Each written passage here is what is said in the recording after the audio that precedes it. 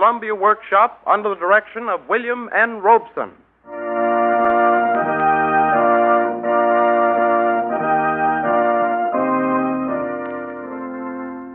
The Columbia Workshop wishes to announce that The Fisherman and His Soul by Oscar Wilde, which was originally scheduled for tonight's broadcast, has been postponed until next month.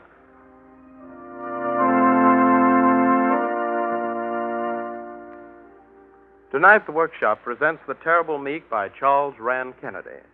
For a quarter of a century, this play has been presented at Easter time by little theaters, schools, colleges, and churches the world over. The Workshop believes that it is peculiarly adaptable to radio, for it is described as a one-act play written for three voices to be played in darkness. The Columbia Workshop presents The Terrible Meek.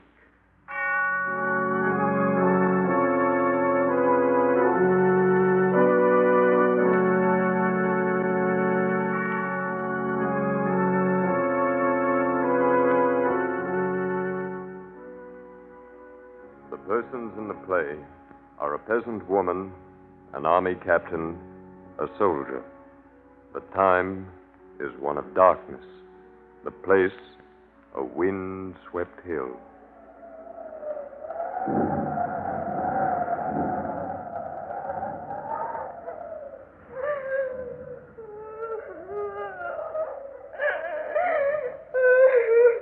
Come, my good woman. It's all over now. There's no earthly help for it. You can't remain here, you know. Leave me be. All the others left long ago. They hurried off home the moment the storm came. Come, it's bleak and quite too dreadful for you up on this hill. Let me send you back to the town with one of the soldiers. One of the soldiers? Yes. Come now. Leave me be. Don't touch me. There's the smell of death on you. Oh.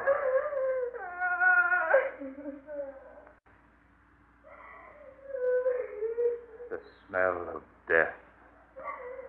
My God, it's true.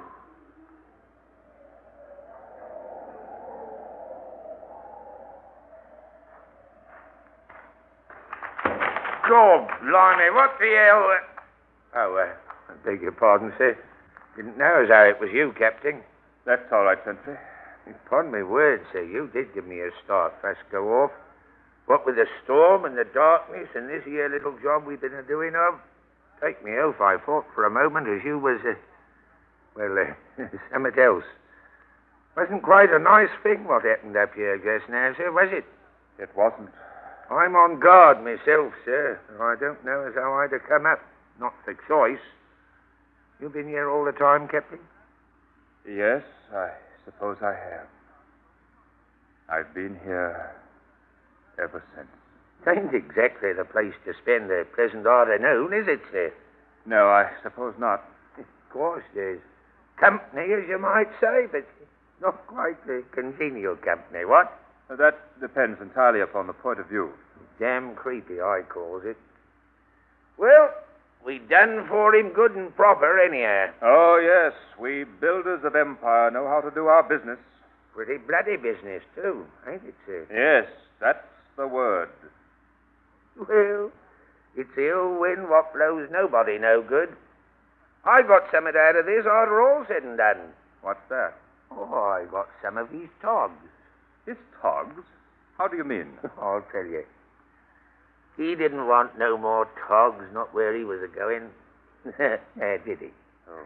So me and the boys, we got our heads together, and after we'd undressed him and put him to bed, so to speak, we pitched and tossed for the old bag lot, one by one, till they was all bloomin' well divided out.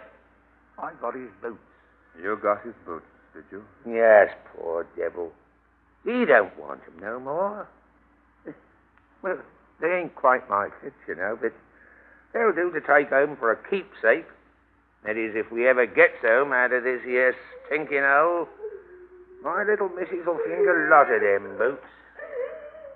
Good God, what's that? What? Behind us. That noise. Oh. a woman. A woman? Up here? She has every right to be here.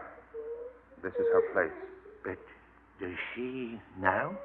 Does she know what's a dangling up yonder over her head? She knows more than we do.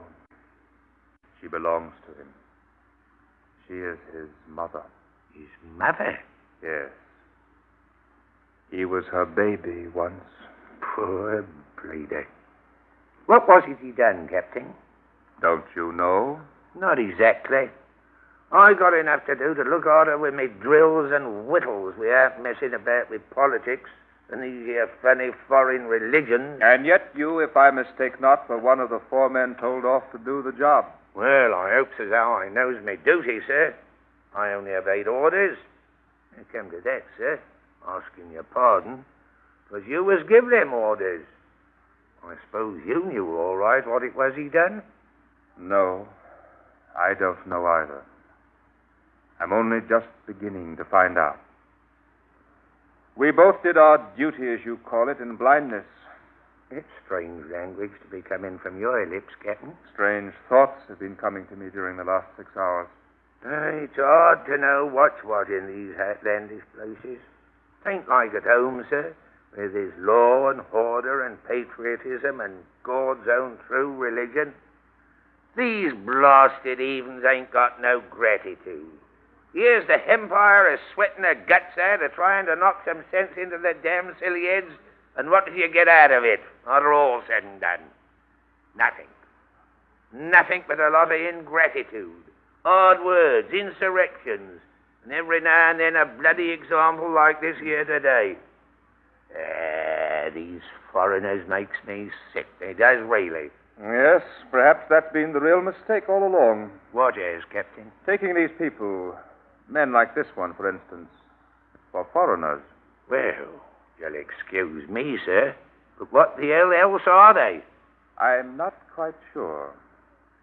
But supposing they were more nearly related. Supposing, after all, they happened to be made of the same flesh and blood as you and I. Supposing they were men. Supposing even they were brothers. Brothers? Why, that's exactly what he used to say. Him up there. Did you ever hear him, sir? Once. Did you? Once. 'Twas politics when I heard him, only it sounded more like some rummy religion. When I heard him, it was religion sounding curiously like politics. Them two things don't hardly seem to go together, do they, sir? Perhaps they ought to. I don't know. Seems to have led him into a pretty mess. Oh, it's a queer world. Wonder what it was he really done. It's rather late in the day for us to be considering that, seeing what we have done, isn't it? Well, 'tain't none of our business. We seen our duty, and we done it. I don't think I know what duty is. Why, it's perfectly plain, sir. After all, duty's duty, ain't it? Yes, it doesn't seem to be very much else. How do you mean, sir? Well, for instance, it doesn't seem to be love, or neighborliness, or pity, or understanding, or anything that comes out hot and fierce from the heart of a man. Duty. We talk of duty. What sort of devil's duties are there in the world, do you think, when they lead blindly, wantonly, wickedly to the murder of such a man as this? Well, so far as I'm concerned, I only obeyed me orders. Orders. Obeyed orders. Well, sir, it was you as give 'em to me. Good God, man, why didn't you strike me in my blasphemous teeth the hour I gave them? Me, sir? Strike me, superior officer? You struck this defenseless man. You had no scruples about his superiority. You struck him to the death. I only done my duty. We have murdered our brother. We have destroyed a woman's child. I only obeyed me orders. When my superior officer says kill a man, why, I just kills him, that's all. Of course I kills him. What's a soldier for? That's duty. Blood and hell, I'd kill him as soon as look at him. Yes, I would. Even if he was God out of heaven himself. Not as I has anything personal against this poor devil. Only I does know me duty. There's one thing certain. Ain't no use of crying over spilt milk. He Dead and done for now, whatever comes. Dead as a doornail, poor bloke. He ain't the first man I done for, neither. And I bet he won't be the last, not by a long shot. So you think he is dead, do you? Well, what do you think? A man don't live forever, hung up as high as we got him yonder. Besides, he done a little bit of business with his innards after we got him up there. And all that, you think, means death? Well, don't it? That's what I'm wondering. 6 hours, mind you. It's a long time. There is something mightier than time. Well, they don't supply little boys' playthings from our War Office. One of these here beauties, when they does start business, generally touches a spot. It would have to reach very far to touch this man's life. Whatever do you mean, Captain? I mean that life is a terrible, a wonderful thing. You can't kill it. All the soldiers in the world, with all their hate, can't kill it. It comes back. It can't die. It rises again. God almighty, Captain. Don't you talk like that. Why? What are you afraid of? We have shown great courage today, you and I. Soldiers should be brave, you know. That's all very well when it's a matter of plain flesh and blood. But, Lord, ghosts. Do you believe in them, sir? What? Ghosts. Yes. It came to me today. Boy, if I believed there was really ghosts about... They are the only realities. 2 of them ought to be especially important to you and me just now. 2? Blimey. Whose? Why, yours, man, and mine. Our ghosts. Our immortal ghosts. This deed of ours today should make us think of them forever. Yours and mine? I didn't know as how we had ghosts, you and me. It makes a difference, doesn't it? There have been millions of our sort in the long history of the world. I wonder how many more millions there will be in the years to come.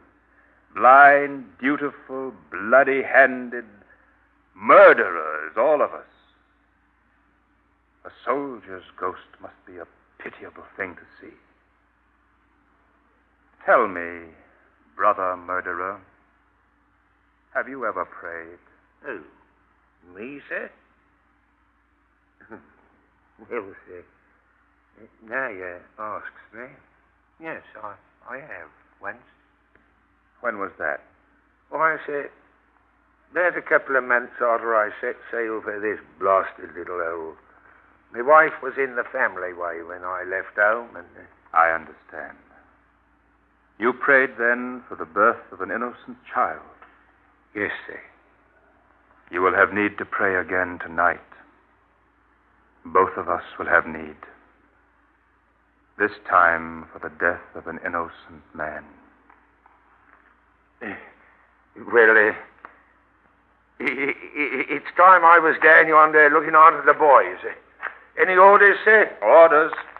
No more orders. All right, sir.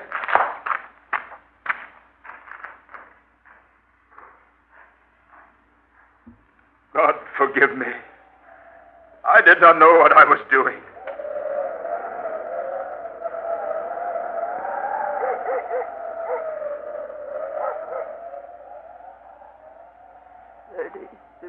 Years ago, he was my baby.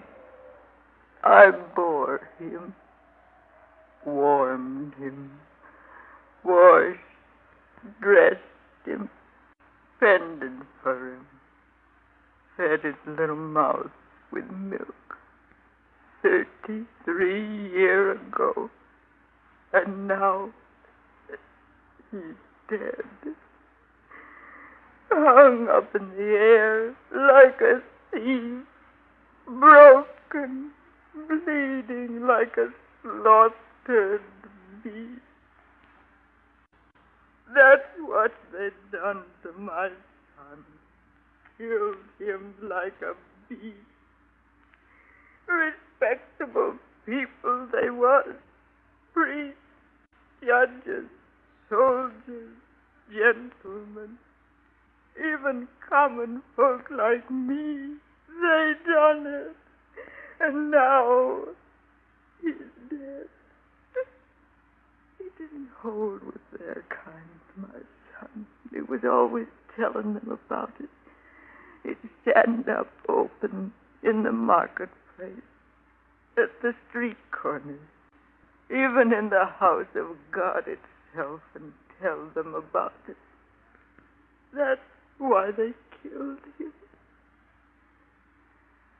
He had a strange way with him, my son. Always had, from the day he first come.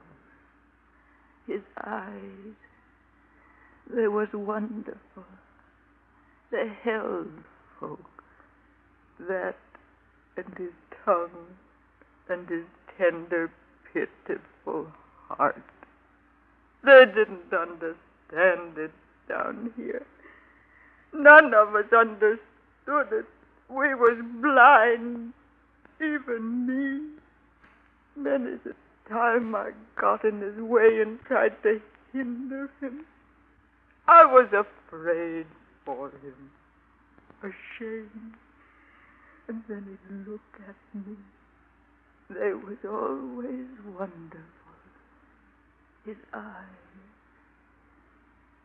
He wasn't particular, my son. He'd go with anybody. He loved people so. There wasn't a drunken bibber in the place, not a lousel, not a thief, not a loose woman on the street, but called him brother. He'd eat with them, drink with them, go to their parties. He'd go with grand folk, too, gentlemen. It wasn't particular. He'd go with anybody. And I tried to hinder him. I got in his way because I was ashamed. I kept pushing in. I was afraid of what people might think, like I was blind, like I didn't understand. I never told him that I understood. And now it's too late. He's dead. Is it cold you are, my lad? I cannot reach you yonder. Only your feet. Your poor broken feet. The ankles hanging limp toward me. That was a cold night, too. The night you was born. Way out in the country, in the barn with them animals. My man, he was sore about it. Covered us over with his great wool coat. Went and sat out in the yard under the stars till them 3 gentlemen come. Them 3 gentlemen, they talked wonderful. I have it all here in my heart. It was rare and cold that night, like now, like it is now. They was not common folk. They was like lords. They spoke so fine about my little lad, about you. And then that other night, before you come, it was a kind of light. It was a kind of glory, like sunshine. I remember every word he said about you, about my little lad. It was all promise in them days, all promise and hope. Like you was to be somebody, like you was to be a great man. I kept it inside of me. I fed on it. Day by day as you sprung up, I learned you about it. You was to be no common man, you wasn't. You was to lord it over everybody. You was to be master of men, you was. And now you're dead.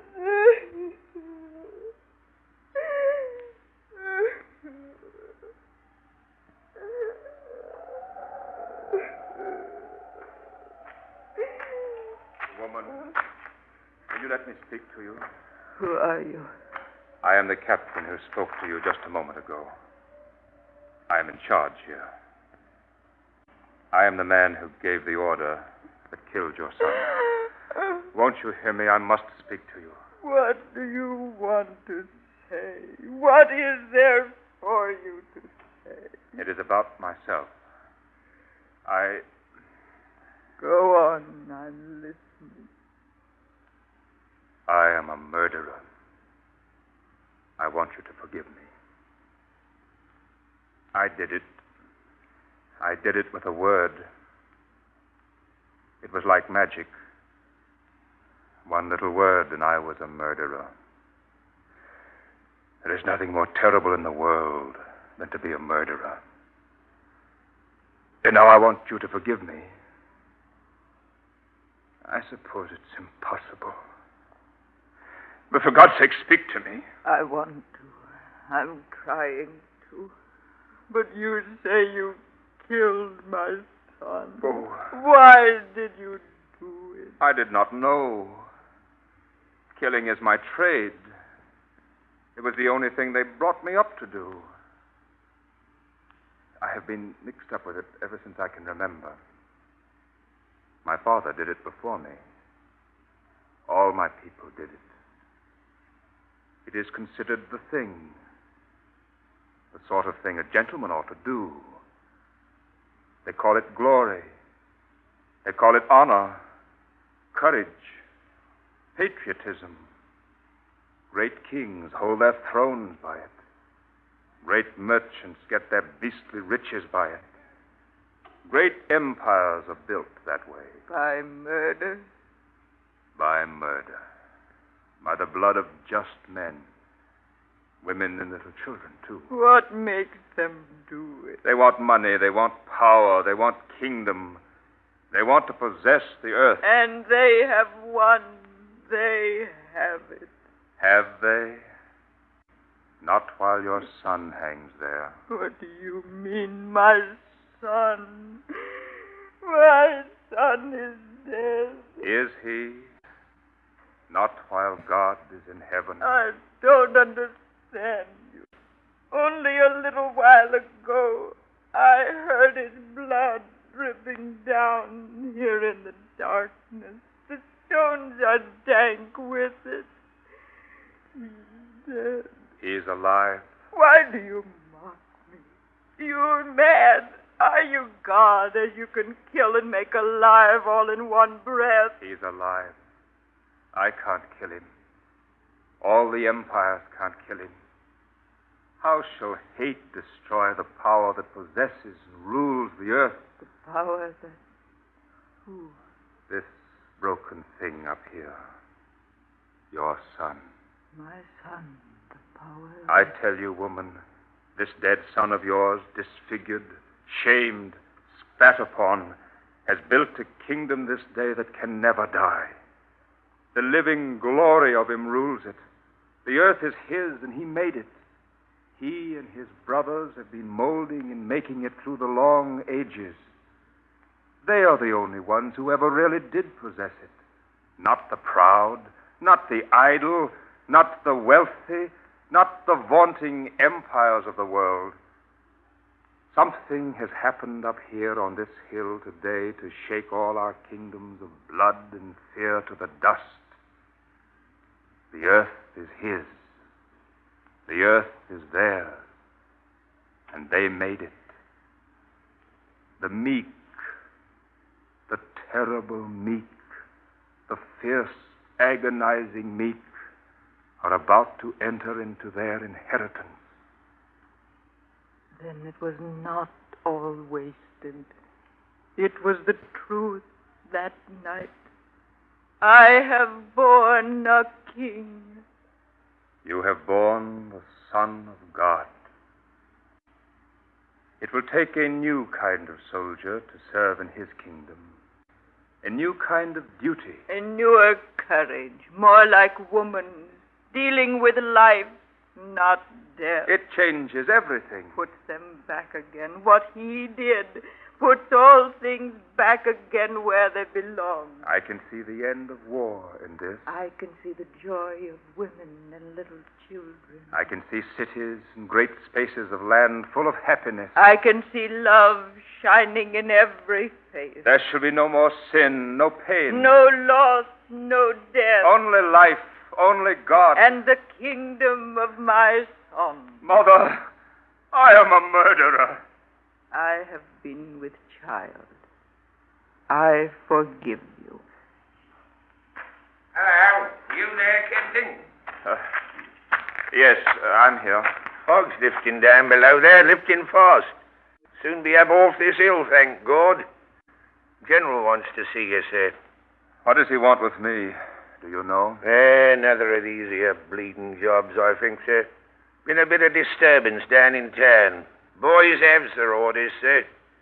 General wants you to take command. Tell him I refuse to come.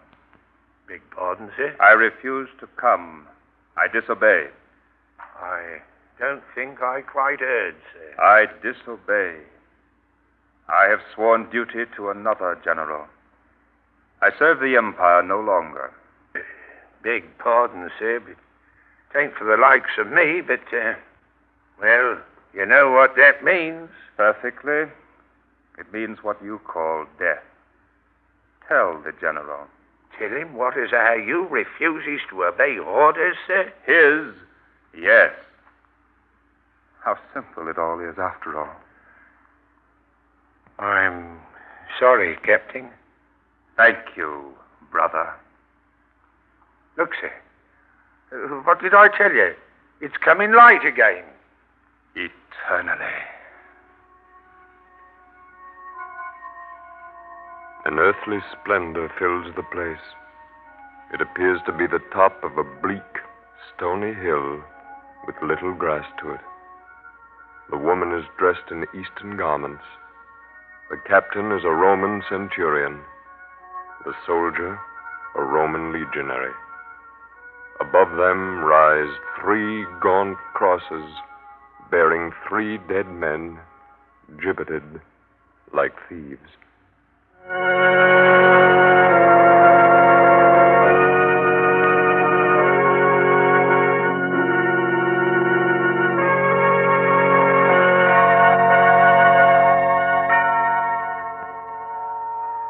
You have just heard the Columbia Workshop's presentation of The Terrible Meek by Charles Rand Kennedy.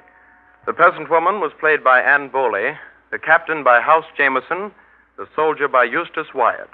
William N. Robeson directed the broadcast.